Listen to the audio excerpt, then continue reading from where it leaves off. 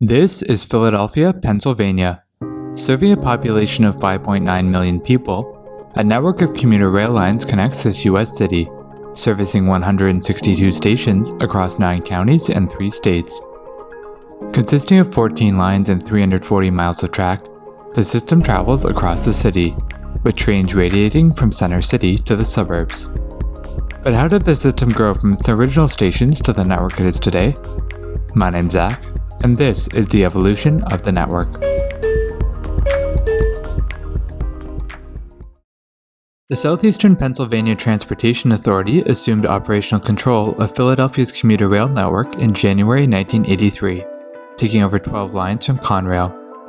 6 lines traveled from Suburban Station, radiating to end stations at Marcus Hook, Westchester, Paoli, Ivy Ridge, Chestnut Hill West, and Trenton, New Jersey. The remaining 6 lines traveled out of Reading Terminal, continuing to end stations at Norristown, Chestnut Hill East, Doylestown, Warminster, Newtown, and West Trenton, New Jersey. Only 2 weeks later, the Newtown line saw the shuttle service to Fox Chase discontinued, closing 10 stations on the line.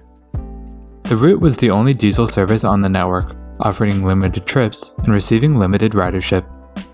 On the Westchester line, Westchester State College Station was renamed that July, harmonizing its name with the recently accredited Westchester University.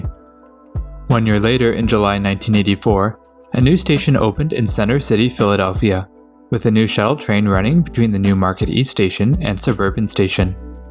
The shuttle was discontinued 2 months later in September, with trains on the Paoli line extended to Market East in its place. Sunday service on the Chestnut Hill West, Marcus Hook, Trenton, and Westchester lines were also extended to Market East.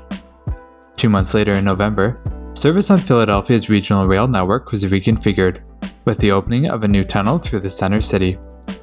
Reading Terminal and Spring Garden Street stations were closed, with the 6 lines extended to meet the other lines at Market East.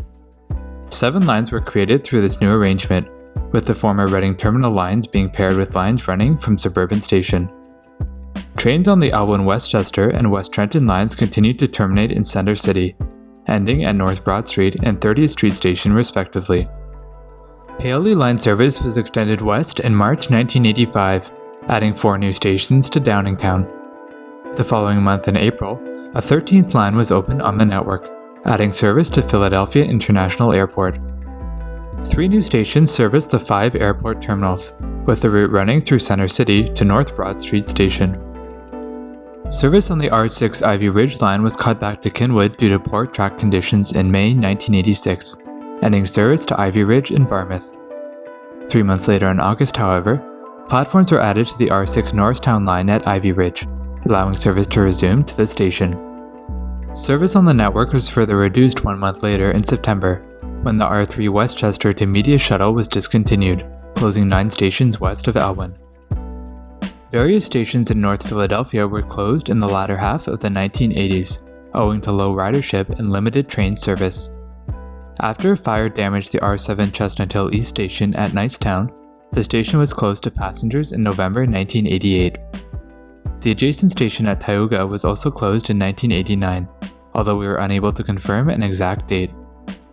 SEPTA service was extended into Delaware in January 1989, with the R2 Marcus Hook trains extending 1 station to Wilmington. Service on the network was reconfigured in May, with R3 trains extending over the R1 line to West Trenton, eliminating downtown turnbacks at 30th Street Station and North Broad Street. Airport line trains were formerly designated R1 at this time, continuing to terminate at North Broad Street. On the R6 Norristown line, DeKalb Street Station became Norristown Transportation Center in June 1989, recognizing the newly opened hub. New Jersey Transit began service to the Philadelphia metro area in September 1989, with the launch of the Atlantic City line. Starting from Atlantic City, the line serviced 4 intermediate stops to Lindenwold, which offered an interchange to rapid transit services into the city. On the R7 Trenton line, Frankfort Station was closed in 1990, although we were unable to confirm an exact date. R5 Downingtown service was extended 2 stations in April 1990, adding stops in Coatesville and Parksburg. 6 months later in October, an infill station opened on the R2 Wilmington line in Delaware, adding service to a new station at Claymont. A new Terminal A was opened at the Philadelphia International Airport in March 1991, resulting in a new station opening on the R1 airport line. 1 year later, in March 1992, Tabor Station on the R2 Warminster line was closed, being replaced by an expanded station nearby at Fern Rock. R3 West Trenton and R5 Doylestown trains also began stopping at Fern Rock at that time, offering an interchange to the subway. 1 month later, in April 1992, the R7 Chestnut Hill East Station at Fishers was closed, having experienced low ridership in the years prior. Various other low ridership stations were closed in October 1992, including Logan on the R2 Warminster, Mogies on the R6 Norristown, and Andalusia and Frankfort Junction on the R7 Trenton. Service to North Broad Street Station was also reduced, now only servicing trains on the R5 Doylestown and R6 Norristown lines. With this change, trains on the R1 airport were extended north, servicing 6 existing stations to Glenside. Service on the Atlantic City line was extended into Philadelphia in May 1993, with trains crossing the Delaware River to end at 30th Street Station. At the same time, 2 new express trips were launched on the R3 West Trenton and R5 Doylestown, running along unelectrified tracks between Fern Rock and 30th Street Station. Using diesel locomotives, the trips provided a faster ride around a nearby construction project, helping to improve service along these lines. The R5 trip to Doylestown was cancelled in August, while the R3 West Trenton trip continued until the conclusion of construction in September. An infill station was added to the Atlantic City line in July 1994, with trains now stopping at Cherry Hill.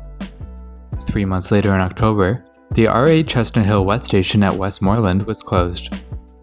An infill station opened just west of Center City in April 1995, with trains on the R1 Airport, R2 Wilmington, and R3 Elwyn lines stopping at University City. SEPTA's budget was cut in November 1996, resulting in 3 station closures. The R2 Warminster station at Fulmore, the R5 Doylestown station at Felwick, and the R6 Norristown station at Shawmont were all closed at this time, while R5 Parksburg service was cut back to Downingtown. R2 Wilmington service was extended further into Delaware the following year in September 1997, adding an additional station in Newark. 4 months later in December, an infill station opened on the R1 airport line, with trains now stopping at Eastwick. R5 Downingtown service was extended once again in November 1999, adding an additional station at Thorndale.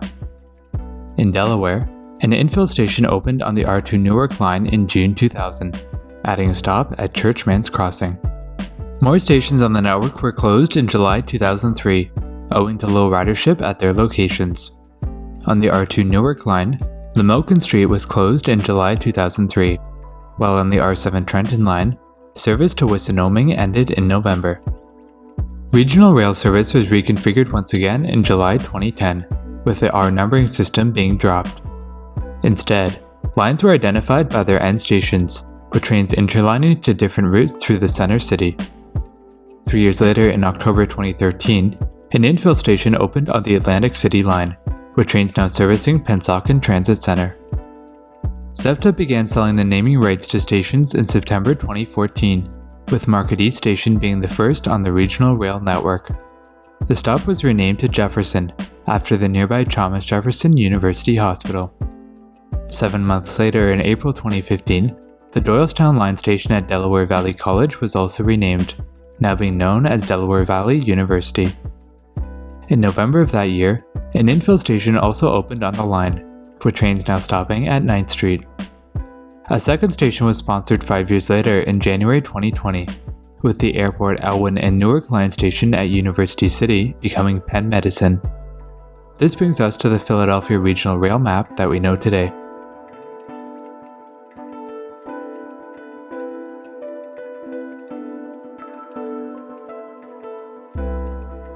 In the years to come, minor expansions are planned for Philadelphia's regional rail network, restoring service to some former stations.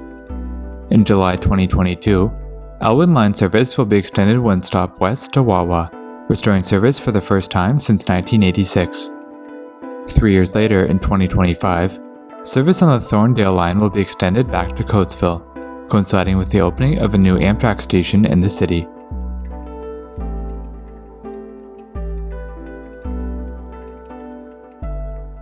That was the evolution of Philadelphia's commuter rail network, giving us the 14 lines that we know today.